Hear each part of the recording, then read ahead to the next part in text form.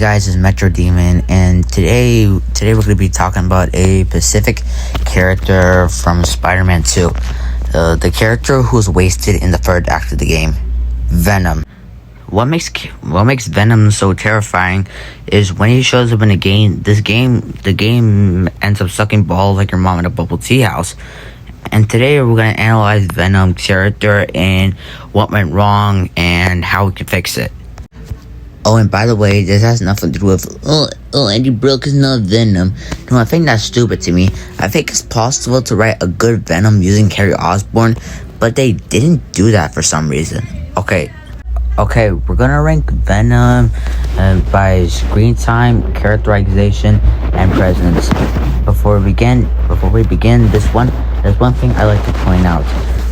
In the comics, the symbiote's main weakness is the fire. However, in Spider-Man 2, the weakness is gone for some reason. And me personally, I don't have a problem with it. As long as they kept the loud noises, then I'm fine with it. Okay, now let's begin. You see, Venom was in the third act of the game, and the third act of the game is so short that Venom even barely started in it. Take a look on how many minutes that were spent on Venom.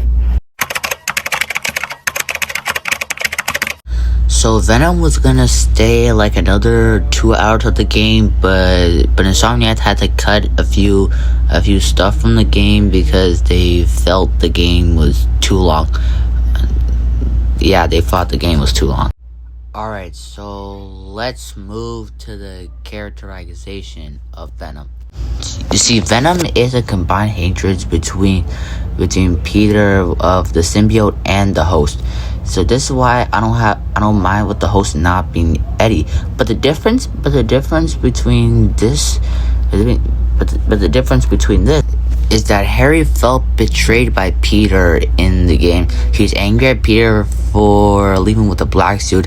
He's angry at being forgotten by his father, and he's mad at Peter for wanting to destroy the symbiote when Harry's perspective is the only thing that keeps him alive.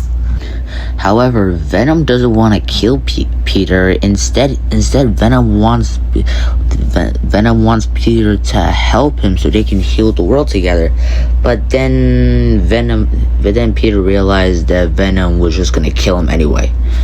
Like, the only times where Peter gets to talk to Venom is when him is getting his ass kicked.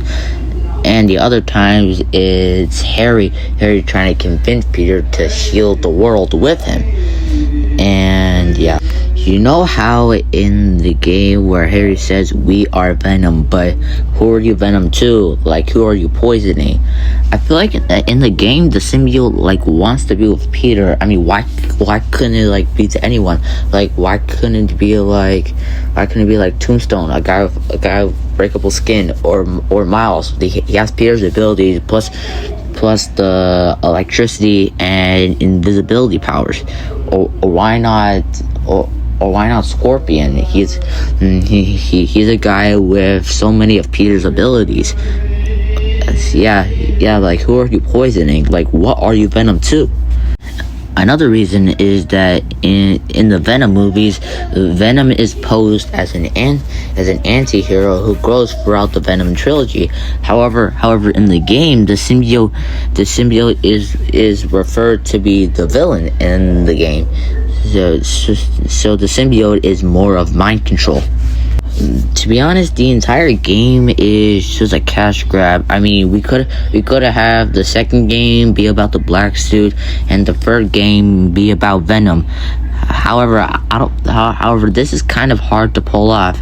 I mean, between Sony and Insomniac, they only put Venom in the game just for a quick cash grab.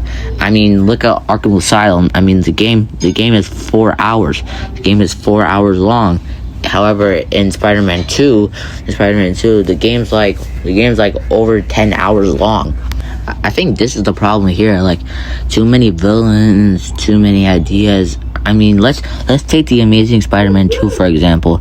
I mean, the Amazing Spider-Man 2 had like 4 supervillains, like Electro, Green Goblin, Rhino, or wait, that's free, or was there another one?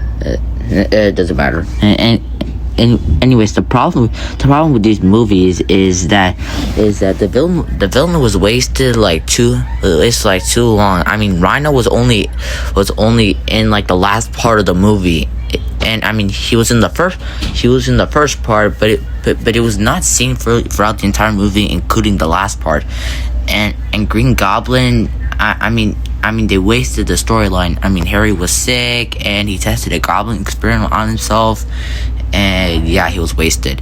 And Electro, they killed him off in the Amazing Spider-Man 2, but he came back in No Way Home. Yeah, I kind of see the problem with these two similarities.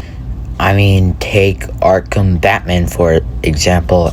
I mean, those games are like 6 hours long. It took me 5, and at least those games are loved. But for Spider-Man 2, that's not really the case. And finally, the last thing we're gonna talk about is the presents. I think the problem with Venom is he was introduced at the wrong time. So many villains, so many ideas, like I just said. I don't think it can really work. I mean, take the Venom movies for example. I mean, those are trash. I mean, they made Venom an anti-hero, but with everyone, the symbiote controls everyone. To Miss Chen, to the fucking cat, like what the fuck? And also Spider-Man Web of Shadows. With Spider-Man Web of Shadows, that game features a Venom storyline and a Black Suit storyline. I mean, both suck, and Venom was barely in the game. So people talk about this type of Venom the most because it got balls in the wall with this, and especially the boss fights. And Venom was barely in the game. Like, he was in the beginning, middle to last, and the end of the game. And the reason why this Venom works is because his presence makes him unbearable. And that is the exact breakdown of Venom. Make sure you guys subscribe, and I'll see you guys in the next video.